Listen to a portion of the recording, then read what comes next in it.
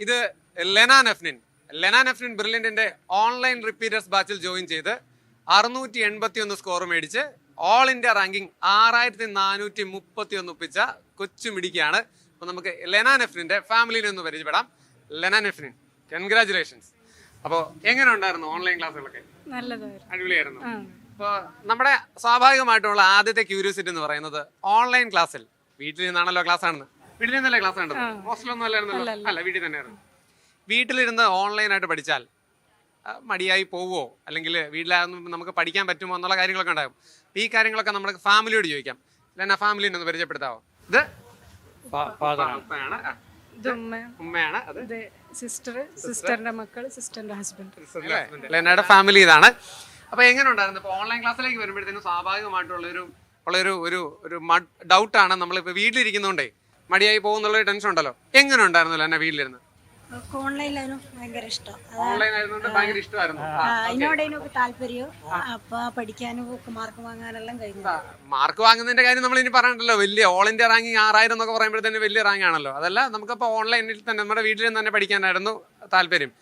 ഭയങ്കര ബുദ്ധിമുട്ടായിട്ട് അതായത് നമ്മൾ പഠിക്കുന്നതിന്റെ ഡിസ്ട്രാക്ഷൻസോ കാര്യങ്ങളോ അങ്ങനെ എന്തെങ്കിലും ഉണ്ടായിരുന്നോ? ഇടയ്ക്കിടയ്ക്ക് ഫുഡ് കഴിക്കാൻ പോവുക അല്ലെങ്കിൽ അങ്ങനത്തെ രാവിലെ തൊട്ട് വൈകുന്നേരം വരെ അങ്ങനെ? അതായത് അതൊരു ഓഫ്ലൈനിലും ഓൺലൈനും ആകുന്നതിന്റെ ഒരു കൺഫ്യൂഷൻസ് ആൾക്കാർക്ക് ഉണ്ടാവുമല്ലോ. അപ്പൊ ഏതാണ് നമ്മൾ ബെറ്റർ ആയിട്ട് തോന്നുന്നത്? ഇപ്പൊ ഓൺലൈൻ ഇരുന്ന് അല്ലെങ്കിൽ ഓഫ്ലൈനിലേക്ക് വന്നിരുന്നെങ്കിൽ കുറച്ചുകൂടി ആകാമായിരുന്നു, അങ്ങനെ വല്ല തോന്നലുണ്ടോ? അപേക്ഷിച്ചിട്ട് ഓൺലൈൻ തന്നെ. അതായത് ഒറ്റയ്ക്കിരുന്ന് പഠിക്കാൻ എനിക്ക് ഇഷ്ടം, താല്പര്യം.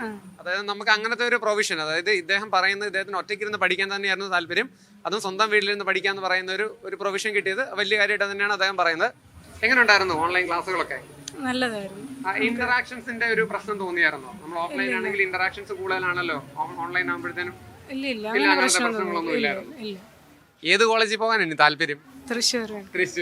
അത് പറയുമ്പോൾ മാത്രമല്ല എനിക്കൊരു ചിരിയാണ്. അതെ കേട്ടോ, ഇത് പറയുമ്പോൾ കാരണം സ്വപ്നത്തിലേക്ക്, അതായത് ഒത്തിരി ആഗ്രഹിച്ചിരുന്നു ആ കോളേജിൽ പോകണമെന്ന്, ഒത്തിരി ആഗ്രഹിച്ചിരുന്നു. വീട്ടിൽ നിന്ന് പോയി വരാമോ അപ്പൊ ആ കോളേജിലേക്ക് ആകുമ്പോൾ? വീട്ടിൽ നിന്ന് പോയി വരാം. അപ്പൊ ഞാനത് പ്രതീക്ഷിച്ചിരുന്നു. കാരണം എന്ന് വെച്ചാൽ ഓൺലൈൻ ബാച്ചിൽ കയറിയ സ്ഥിതിക്ക് വീട്ടിൽ നിന്നും പോയി വരാൻ പറ്റുന്ന ഒരു കോളേജിൽ പോയി പഠിക്കാന്ന് പറയുന്ന ആയിരിക്കുമല്ലോ ആഗ്രഹം. അപ്പൊ അത് തന്നെ ആഗ്രഹിച്ച എല്ലാ വിജയവും. എങ്ങനെയുണ്ടായിരുന്നു നമ്മുടെ ബ്രില്യന്റിന്റെ പരിപാടിയൊക്കെ? അടിപൊളി. ഫുഡ് കഴിച്ചോ? കഴിച്ചു. ഹാപ്പി അല്ലേ? അപ്പൊ ശരി എന്നാ. Thank you. കൺഗ്രാറ്റുലേഷൻസ്. എൻട്രൻസ് സംബന്ധമായ വാർത്തകളും അപ്ഡേഷനുകളും ഏറ്റവും വേഗം ആധികാരികമായി അറിയാൻ ബ്രില്യന്റ് സ്റ്റഡി സെന്റർ പാല യൂട്യൂബ് ചാനൽ സബ്സ്ക്രൈബ് ചെയ്യുക. ബെൽ ഐക്കൺ അമർത്തുക. ഈ വീഡിയോ മറ്റു സുഹൃത്തുക്കളിലേക്കും ഷെയർ ചെയ്ത് നൽകുക.